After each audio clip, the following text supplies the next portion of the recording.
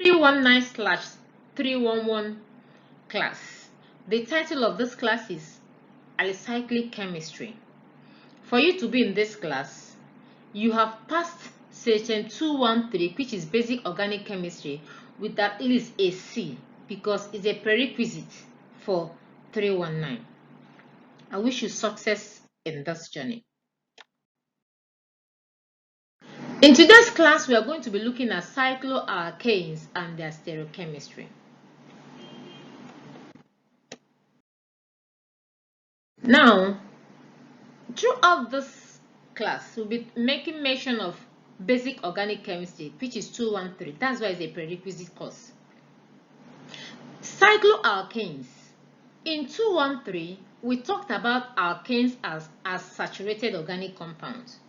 And we talked about that the molecular formula is CnH2n plus 2. Now, in today's class, we're going to talk about another version of this saturated organic compound, which are cycloalkanes, means alkanes that are in a cyclic form, in a ring form. These are alkanes that have carbon atoms that form a ring.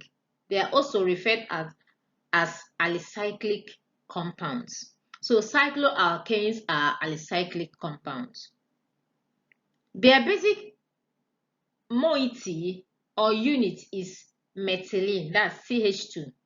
So just like alkanes, cycloalkanes formula is CnH2n, while that of alkanes are CnH2n plus 2. Now the two are the bonding sites that these cycloalkanes use in forming ring. That's why alkane has CnH2n plus 2, while cycloalkanes have only CnH2n. The structure is like a regular polygon with the number of vertices, that is the point of connection, representing the number of carbon atoms. Now from here, we can talk about cyclopropane is a polygon that has 3 sides. So those 3 points are representative of the carbons. So we have 3 carbon in cyclopropane, 4 in cyclobutane, 5 in cyclopentane, cyclohexane 6, and just like others. So that's what we call it, the regular polygon. So the points, the vertices represent the carbon atoms. So the number of these vertices represent the number of carbon atoms, also correlates the number of the name of the cycloalkane. Now, these cycloalkanes are also available in nature. So, like xanthamic acid, we have presence of cyclopropane in them. In prostaglandins, we have cyclopentane. While in steroids, we have presence of cyclohexane and cyclopentane, as we are going to be seeing in their structure in the next slide. If you look at this prostaglandin, you can see the presence of cyclopentane. Now, all the cycloalkanes are being represented in colored structure, so for easy identification. So xanthamic acid, you can see the presence of cyclopropane, and cortisone, you can see all the cyclohexane and cyclopentane. So these are telling us that the cycloalkane we are looking at are not something that is a fiction, are something that is within us. That is what is called natural product chemistry, the chemistry of nature, the chemistry of things around us. So let's enjoy the class. Now, when we want to consider the physical properties of these cycloalkanes in terms of their melting point and boiling point, from these charts, you will discover that as the ring size increases, our boiling point increases in the same direction. But there is something. When we come to melting point, we realize that melting point does not follow a regular pattern, meaning that the size does not correlate to the rate of melting point. This as size increases, melting point does not increase in that uniform manner. Now, when the ring size was 3 and 4, there is an increment in melting point. But when it gets to 5, the melting point reduces. When it gets to 6, it increases. 7, it reduces. Then 8. Now, the question is that why are we having disparity in melting point as compared with boiling point that increases with size? Now, the truth is that for an object to melt, the shape of the crystals and how these crystals are packed is going to affect the rate of melting point. Let's take an example of butter.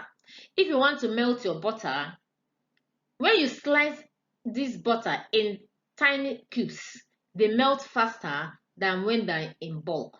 Just like your normal block, when you have ice blocks that are in bulk form, they take longer time to melt than those ones that are in bits form, like in pieces, in cubes. So meaning that the shape and the way crystals are packed affect the melting point of solids. So that is why we have irregular pattern in melting point in cycloalkanes.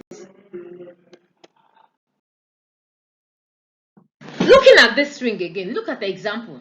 Now, you can see this ring, I have my cyclo compound to be having 5 carbon atoms, while my substituent is just having 1, making the cyclo compound the parent chain. So that is why it is called methyl cyclopentane. But in the second structure, we have a alkyl substituent having 4 carbons, while my cyclo compound is having 3. So making the alkyl the parent chain, while the cyclo becomes the substituent. That's why we have it as 1 cyclopropyl, because carbon number 1 of this alkyl substituent is bearing the propyl, is bearing the cyclopropane. So it becomes cyclopropyl because it's a substituent. So that's why it's 1 cyclopropyl butane.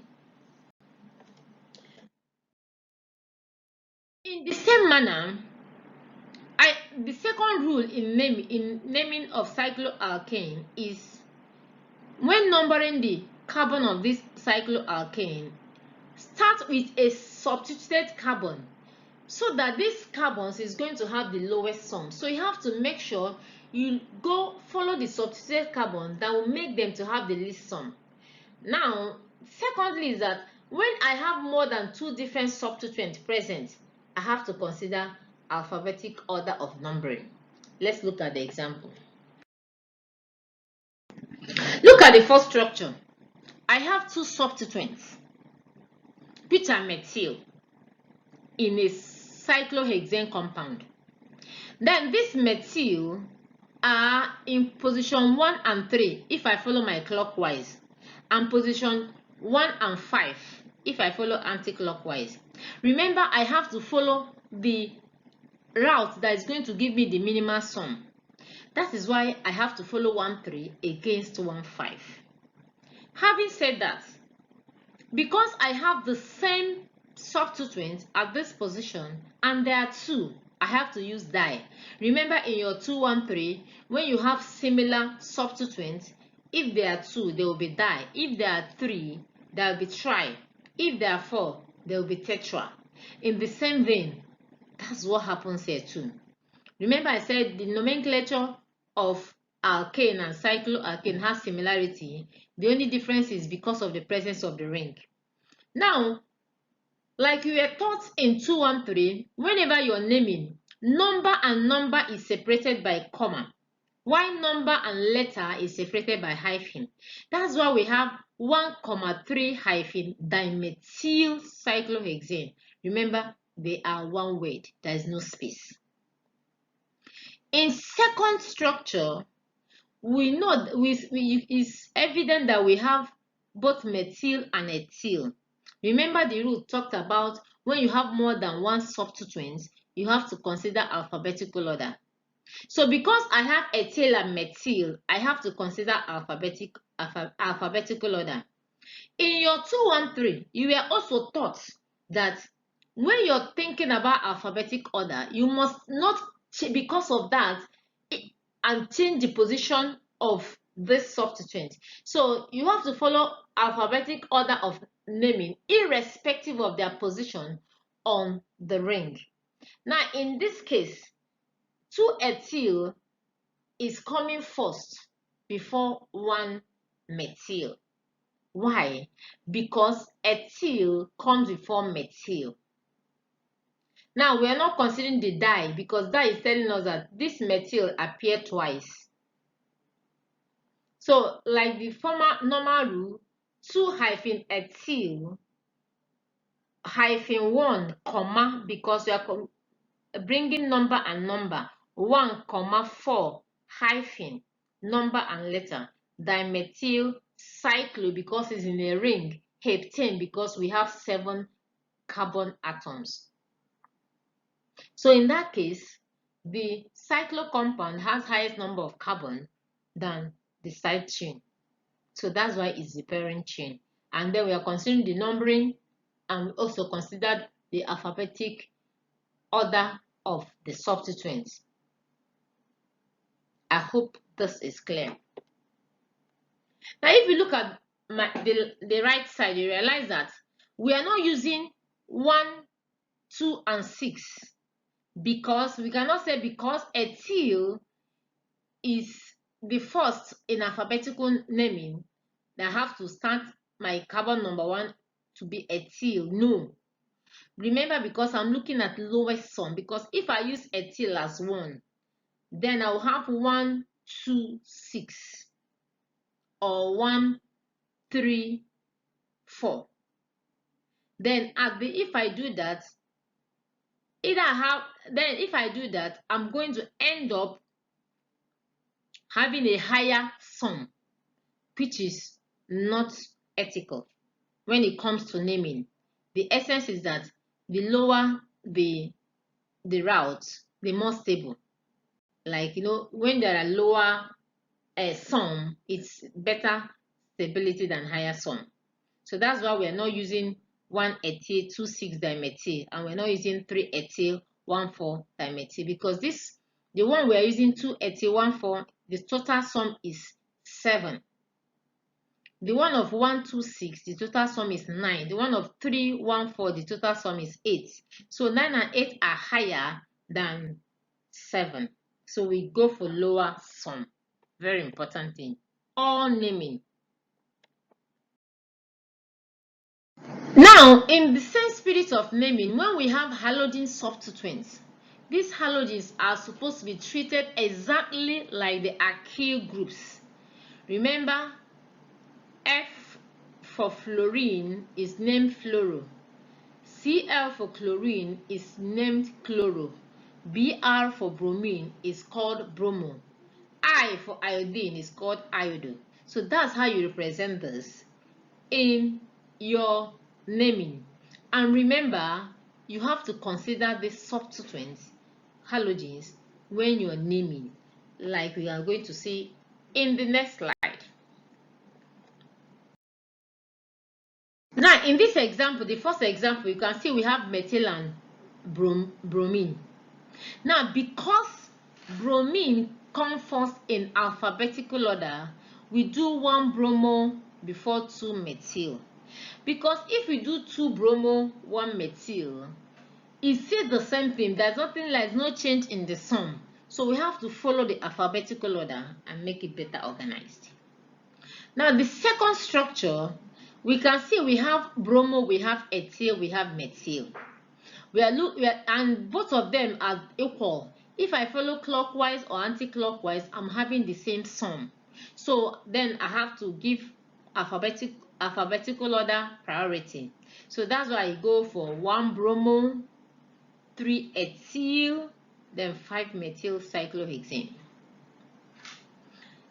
The next structure, where we have cyclobutane and methyl propyl, you can understand that the rule says that if one is higher than the other, the one that has the highest carbon becomes the parent chain. But these are cyclobutane. But in the terms of the ring, is complete cyclobutane, but in terms of the side chain is methylpropyl.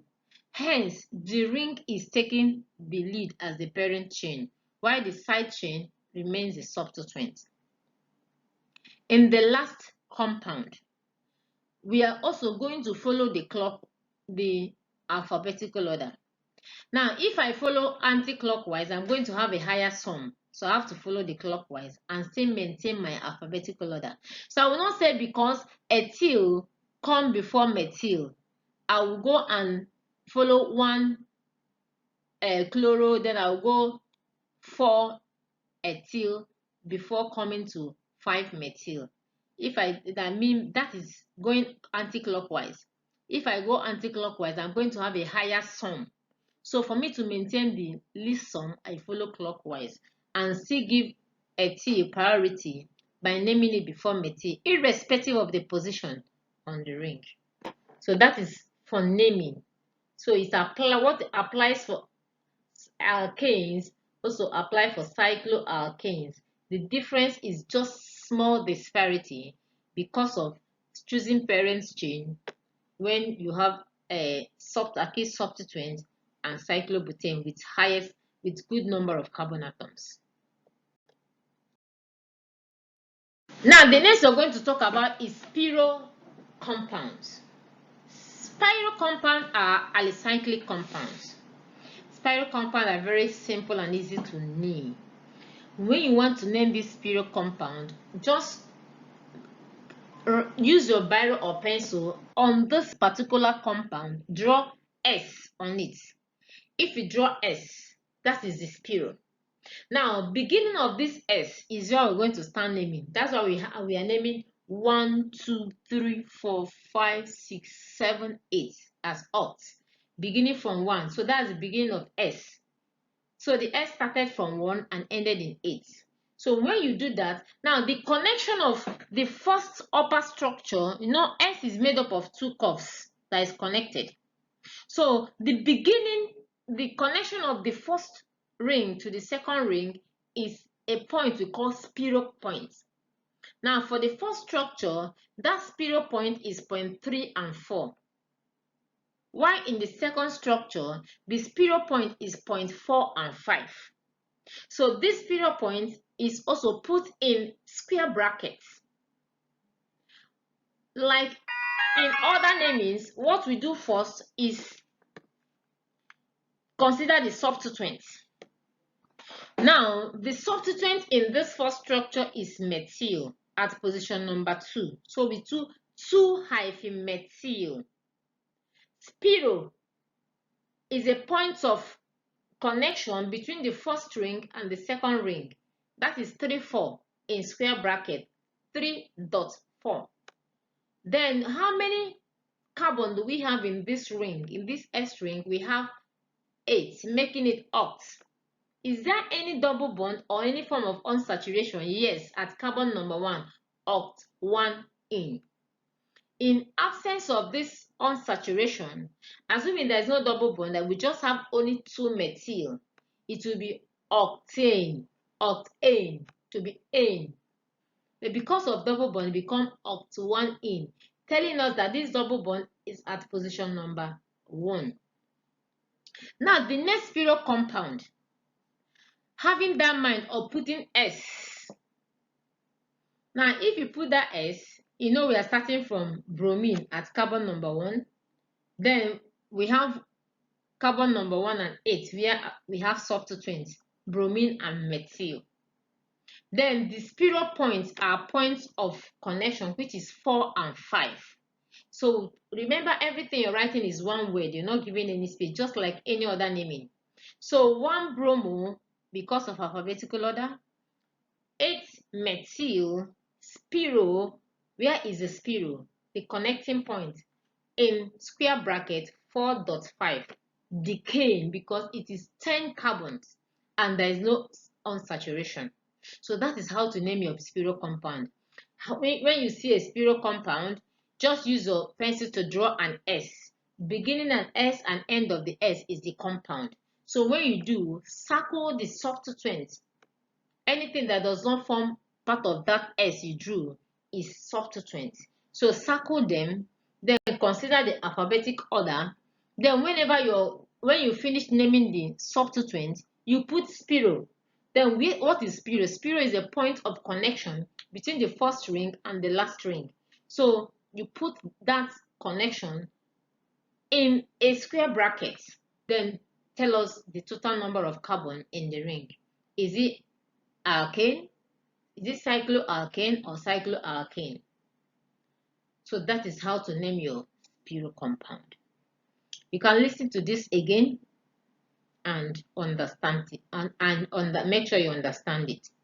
And if there's any question, be free to ask on the comment section of this video. For people that are in University of Lagos, you can also ask your question on the platform that was created for this class. I wish you success. So this is a practice. In the next class, we're going to have other practice questions that have to do with the spiro compound. So make sure you study it very well. Try this assignment. Make sure you try it at home. And if anything you don't understand, be free to ask. Remember, we're in it together for you to achieve your A. A is the target for this subject. See you in the next class. Bye for now.